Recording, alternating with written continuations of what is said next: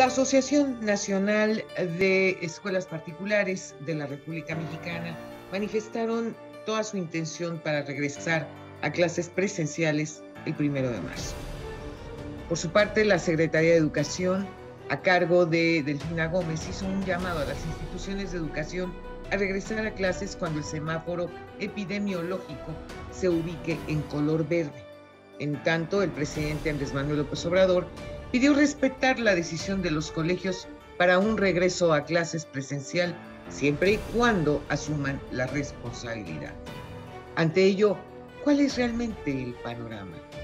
Para hablar de frente esta noche me acompaña don Alfredo Villar, presidente de la Asociación Nacional de Escuelas Particulares en la República Mexicana. Quédese conmigo esta noche, el programa va a estar, se lo aseguro, muy bueno. Esto es Frente a Frente, periodismo con responsabilidad. Comenzamos.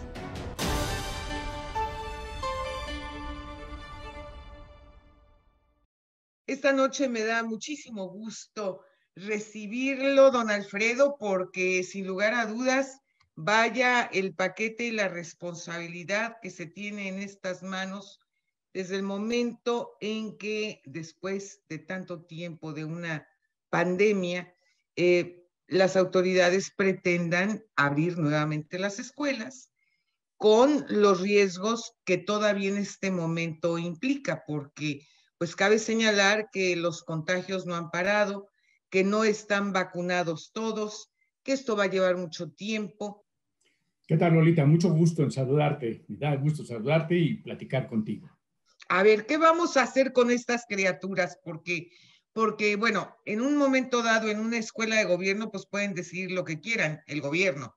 Pero ¿y qué pasa con las escuelas particulares? Ahí sí, pues los padres de familia, ahí sí los directores, ahí sí las organizaciones, asociaciones, etcétera, ahí sí tienen peso su voz. Sí, Lolita, la situación está que aquí en México, al entrar la pandemia, lógicamente no se tenían condiciones para enfrentar esta situación como en el mundo entero. Entonces se declaró una emergencia sanitaria, no contingencia.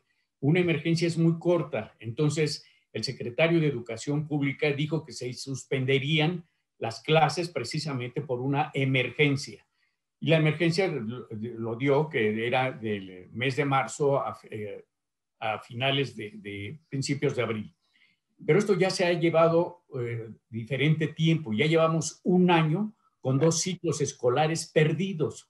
Y esto ha causado muchísimo problema precisamente a todos los estudiantes y a los padres de familia. Son 37 millones de estudiantes en todos los niveles aquí en México. Son 270,000 escuelas que tenemos en todos los niveles también y 2 millones de trabajadores. Entonces se suspendió todo absolutamente.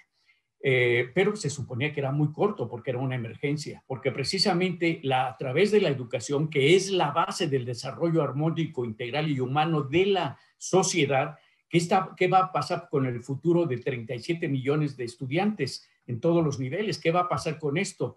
Y entonces ya se perdió. Y están diciendo que hasta el mes de agosto podrían abrirse las escuelas, lo que nos llevaría año y medio cerrados allí. Y luego se está rumorando que hasta enero del 2022. Entonces, esto es muy, muy grave porque en estos momentos ya los estudiantes tienen problemas, todos los hijos tienen problemas ya de salud mental, emocional, otro tipo de problemas que tiene, de enfermedades diferentes que se tienen, independientemente de los problemas familiares que se tienen. Y sobre todo que la educación, el artículo 3º constitucional de nuestra Constitución dice claramente que la educación como principio tiene el desarrollo armónico de todas las facultades físicas y mentales. En estos momentos todos los estudiantes están en crecimiento, en formación, y ya se detuvo ese avance precisamente de todas sus facultades físicas y mentales. Por eso se está provocando un gran problema tan grave que nos llevaría de 6 a 10 años recuperar esa salud. Y no solamente eso, sino el retraso que estamos teniendo en el sector educativo, porque la educación a distancia no estábamos capacitados para esto, ni los padres de familia, ni los maestros, mucho menos los alumnos. no se tenían las tecnologías, los instrumentos, etcétera. Entonces, tenemos un atraso tremendo. Y ante esta situación, precisamente, afortunadamente, los padres de familia están hablando con los directores de escuelas particulares, para ver la posibilidad de que se abran las escuelas para tener clases presenciales. Y nos hicimos eco de esa situación y estamos ya iniciando a partir de un poquito, una semana antes de marzo, porque habíamos dicho que a partir de marzo, pero empezaron a abrir ya algunas escuelas. Algunas escuelas no quieren abrir porque tienen el temor, y es respetable, de contagios, y también los padres de familia.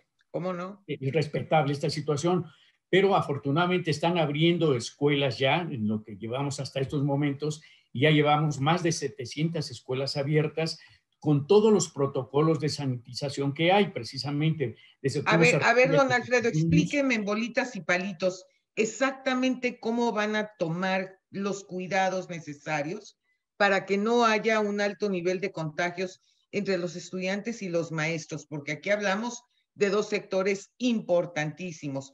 Y en un momento dado, si se llegan a contagiar los estudiantes, pues llevan el virus a casa. Si viven abuelitos o si los padres ya están grandes, bueno, ya ni hablamos, ¿verdad? En lo que se puede convertir. Efectivamente, así es esta situación. Entonces, lo que se tiene que hacer precisamente es evitar precisamente estos problemas, porque sí hay contagios, porque en estos momentos se está viendo que los padres de familia tienen la necesidad de trabajar para llevar todos los bienes a su casa y sacan a los niños. Tú los puedes ver en los centros comerciales, en los mercados, en el transporte, etcétera, ¿no? Esa es una forma de estarse contagiado también y llevar ese virus a su casa. Entonces, es preferible mejor que estén en una escuela con todos los reglamentos, los protocolos de sanitización que debe haber, desde cómo recibir a los alumnos. No podemos en un momento dado, te pongo un ejemplo, que haya 50 alumnos que lleguen al mismo tiempo a las 8 de la mañana. No puede ser, tiene que haber horarios de recepción. Okay. Cuando lleguen, tomar la temperatura, ver que lleven su certificado médico de que no tienen ninguna enfermedad ni nada, el que lleven el cubrebocas, etcétera, y luego de allí ver cómo es la sanitización precisamente de las instalaciones escolares, desde los baños, los salones, las bancas, las computadoras, todo absolutamente. Lo mismo con los padres de familia, los maestros. Claro, nadie puede garantizar el 100% de que no habrá contagio, pero se está llevando a lo máximo estas precauciones precisamente, y una situación es de que ya llevamos más de 15 días en estos momentos con escuelas abiertas particulares de todos los niveles y no hemos tenido un solo caso de este coronavirus, ¿no? Entonces, allí esa es una de las situaciones que estamos viendo y que tenemos que ir cada día mejorando esta situación. De allí precisamente de hablar con las autoridades también para que participen, para que estén colaborando, porque ellos dicen que cuando haya semáforo verde podremos volver todos a clases.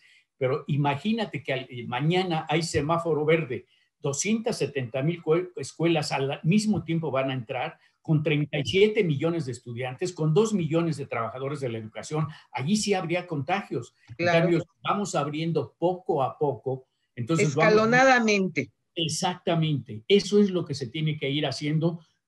Ahorita se está haciendo con las escuelas particulares, pero se puede hacer ya con las escuelas oficiales. Inclusive el presidente de la República ya dijo que sí, que se debe respetar las decisiones de los padres de familia, de los maestros y de las escuelas particulares.